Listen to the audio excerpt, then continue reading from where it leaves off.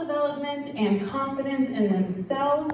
I do classes and I do private coaching for individuals that are looking to build confidence in themselves, looking to take ownership of their life, learn how to build lifestyle changes and create a life that they love. So thank you guys so much for joining me. I will be your host tonight.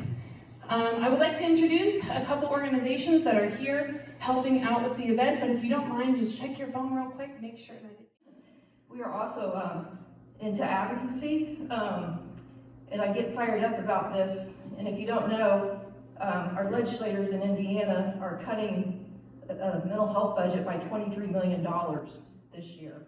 Together and really holistically look at each individual who suffers from mental illness and addiction. And how I got kind of involved with this organization is a lot of people from really reaching out and getting the help that they need and that they deserve, because we all deserve to live a life that we love to live. We have 3 different types of way that you can get help. You can reach out to Nami, you can reach out to Emily and Dr. Angelica, right? Or you can reach out to myself. My name is Dawn. There are so many ways for you to get the help that you need, to get the resources that you need, to get the support that you need in your life. So thank you so much for sharing that, ladies, with us tonight. I am so excited. So I thought I had nowhere to go for help. I never really dealt with any of it until recently, and I was never even able to talk about it for years. So I thank you all so much for being here to let me share my story with you, and for letting me share my new book. I do heroin on the train line, so you don't have to. So without further ado, I will start reading to you guys. Just hoping for somewhere to call tonight. Everything I fucking own is writing in the back. Ain't got no time to stop and rest my head. It's getting really cold and dark way out in BFE. If I stop in the wrong spot, I'll end up dead. Not sure where the fuck I'll sleep, not sure where I'll live, not sure if I want to live this way.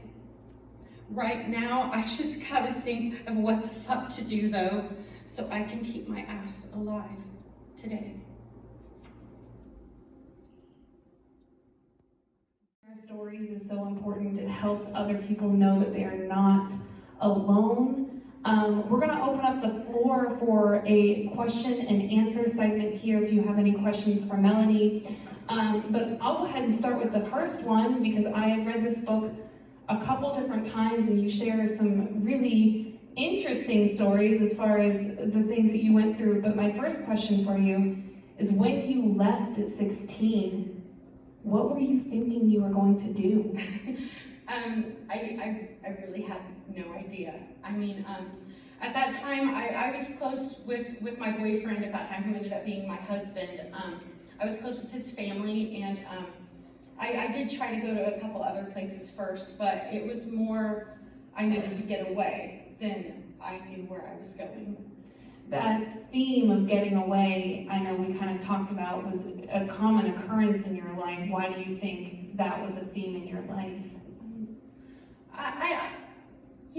I don't know for sure, but I think maybe some of it is that I was raised in an environment where, we didn't really talk about our feelings a lot. It wasn't, just an open thing. If you had, a mental illness, you just sucked it up. You didn't go talk to somebody. And so I think when I was, as a teenager, we're kind of crazy in our heads anyway. So that added to the fact that I just didn't feel like I could talk about it. So because I didn't talk about it, I didn't know that there were other ways to deal with things or other ways to get help. So, looking back, I wish I had known to communicate, but, as it was, I'm getting out of here.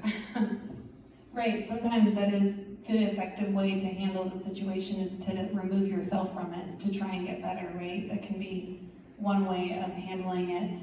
Thank you so much for sharing that. Does anyone have any specific questions for Melody?